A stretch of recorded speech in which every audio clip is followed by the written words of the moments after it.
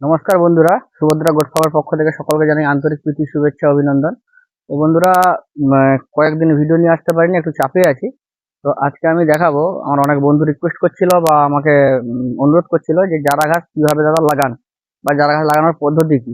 তো ওই ব্যাপারে আমি জাস্ট দেখাবো আমি কিভাবে লাগাই। ঠিক আছে, বিভিন্ন লোক বিভিন্ন রকম লাগায়, আবার অনেকেই একই রকমই লাগানো হয় ঘাসটা। তো যারা নতুন দাদা ওই ঘাস লাগাবেন বা নিচ্ছেন বা লাগাতে চান, তো সহজ সরল ভাবে যে পদ্ধতিগুলা ওইগুলো জাস্ট দেখাবো। পেছনে আমার যারা ঘাসগুলো আছে, ওই দিকটা নতুন করে লাগাচ্ছি। তো চলুন আমি দেখাবো আপনাদের কিভাবে আমি যারা ঘাস লাগাই। দেখছেন দাদা ভাই, এটা হচ্ছে যারা ঘাসের কাটিং। যারা ঘাসের কাটিং একটু মোটা মোটা হয়, সরু সরু হয়। তো এদিকে একটা কল বেরোবে, এদিকে একটা কল বেরোবে, ঠিক আছে। অনেক দাদা ভাই লাগিয়ে দেন এইরকম করে, ঠিক আছে। তো এর একটা সঠিক লাগানোর পদ্ধতি আছে। যদি ঠিক করে লাগানো যায় তাহলে ঘাসটার কিন্তু এদিক দিয়েও আপনার একটা গাছ ছাড়বে, এদিকে দিয়েও একটা গাছ ছাড়বে। তবে একটা গাছ যদিও বেরোয় তবেও হবে, কোনো অসুবিধার কোনো কারণ নেই। যদি দুটো দুটো গাছ বেরোয় তাহলে ঝাঁকটা বা ঝাপটা অনেক মোটা হবে। এইভাবে শুয়ালেন, ঠিক আছে। দেখলেন এদিকে একটা কল থাকলো, এদিকে একটা কল থাকলো। তো পরিপক্ক কাটিং হলে ভালো হয়। পরিপক্ক কাটিং হলে এরকম চের বেরোবে, কল বেরোবে, গায়ের গাছের কালারটা একটু অন্যরকম হবে। তো নরম কাটিংও হয়, যে অল্প অল্প। তো মাটিগুলো ভিজা থাকলে ভালো, শুকনো থাকলেও ভালো। শুকনো থাকলে পরবর্তীকালে জল দিয়ে দিলে হবে। তো যারা গাছ কিন্তু জল সহ্য করতে পারে, যারা গাছ অবশ্যই জল সহ্য করতে পারে, কারণ যে জলে নেপিয়ার বা স্মার্ট নেপিয়ার বা সিওসিএন 4 মরে যায়, তো ও জলে কিন্তু যারা ঘাস পুরো জলটা সহ্য করতে পারবে, ও বেঁচে থাকবে। এবং যদি কোনো জায়গায় 5-7 ইঞ্চি 10 ইঞ্চি জলও মানে ধরে থাকে, ঠিক আছে, ও জায়গায় ও যারা গাছ কিন্তু বেঁচে থাকবে। এবারে অসুবিধাটা কি হচ্ছে, যদি যারা ঘাস কেটে দেন, তো ওই যে যখন কঁকগুলা বেরোবে ওই সময় যদি জল দাঁড়িয়ে থাকে, কঁকগুলা পচে মারা যাবে। না হলে কিন্তু ওই জল দাঁড়ানোর সময় যদি আপনারা ঘাসটা কম কাটেন বা না কাটেন, তাহলে কিন্তু ও বেঁচে থাকবে। ও যদি গোড়ায় গোড়ায় জল থাকে তবে কিন্তু চারা ঘাস বেঁচে থাকবে। তারপর একটা দেখাচ্ছি কিভাবে এরকম মাটি খুলে দিবেন, ঠিক আছে। প্রথমে নাগল করে দিলে ভালো। তারপরে কিন্তু আপনাকে নাগল করার পর কিন্তু আপনাকে এইরকম মাটি খুলে আস্তে করে সুন্দর বসিয়ে দেবেন। দেখেন এদিকে একটা কঁক আছে, কল বেরিয়েছে, এদিকে একটা কল বেরিয়েছে। সুন্দর নিলেন, শুয়ে দিলেন। ও খাড়া করে লাগানোর কোনো প্রয়োজন নেই। খাড়া করে লাগালে কিন্তু একটাই বেশি বের হয়।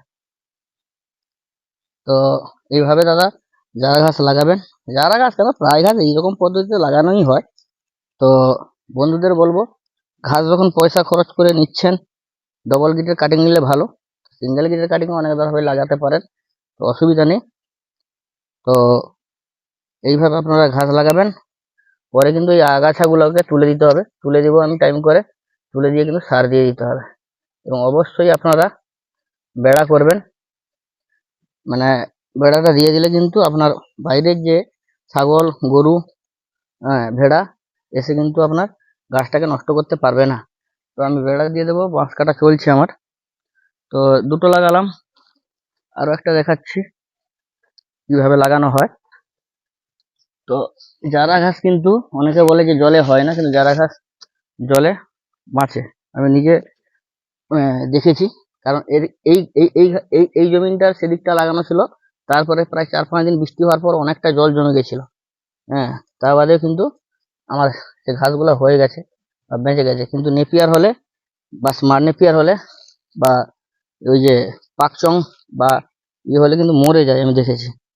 এই ঘাসটা একটু খালি বের করে রাখলে হবে, না বের করে রাখলেও চলবে। তো অবশ্যই, আর এই জমিনটাতে কিন্তু আমার 2.5-3 মাস জল জমা থাকে। জল জমা থাকে, তার জন্য আমি অজানা হাইব্রিড প্রথম করেছিলাম সেদিকটায়।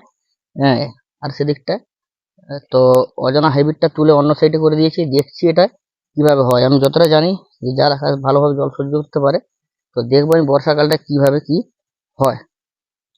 তো বন্ধুরা চলুন দেখলাম যারা ঘাস লাগানো কিরকম হয়। অনেকটা জমি গাছে লাগাতে হবে। তো আপনাদেরকে একটু জাস্ট দেখাচ্ছি।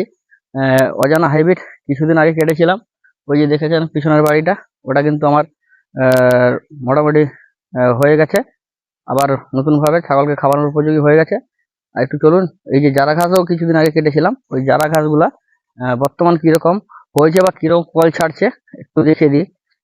চারা গাছগুলো ওইভাবে আপনারা লাগাবেন। তো দেখি কিভাবে ফল ছাড়ছে। আহ, এবার ঘাস জমির যত্ন নিলে বা ঘাস বাড়ি আপনি পরিষ্কার পরিচ্ছন্ন করলে কিন্তু আপনার ঘাস ফলন দেবে। এটা দু তিন তিন তিন দিন মতো আগে কাটা ছিল, এখন ঘাস বেরোচ্ছে।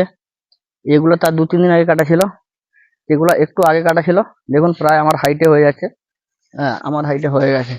তো এই ঘাসটা প্রচন্ড মিষ্টি আছে, এই জন্য লেদা পোকা খেয়ে যায়। ঠিক আছে, ওষুধ মারলে চলে, ওষুধ মারি না, কারণ ছাগলকে খেতে দিতে হবে, তার জন্য ওষুধ মারি না। এই দেখুন লেদা পোকা কেটে দিচ্ছে।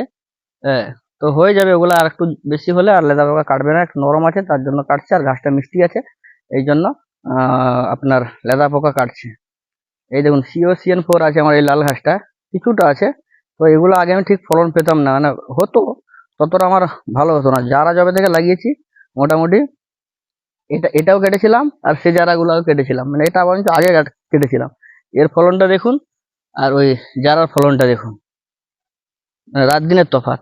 কেটে দিলে মোটামুটি যদি সার বা বাছাই জমি পরিষ্কার করা যায় ঠিক ঠিক সঠিক টাইমে, তাহলে কিন্তু চারার ফলন কিন্তু দারুণ হবে।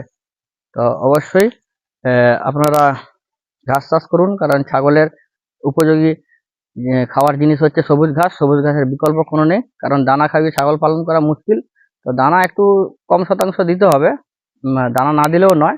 তো পুরোটা দানার উপরে বা সাইলেজের উপরে বা এই যে ইউরিয়ার মোলাসেস বলে এইসব জিনিসের উপরে নির্ভর করে কিন্তু ছাগল পালন করা সম্ভব নয়, কারণ অনেকটা আপনাকে খরচা করতে হবে। খরচা করলে লাভের পরিমাণ আপনার কমে যাবে।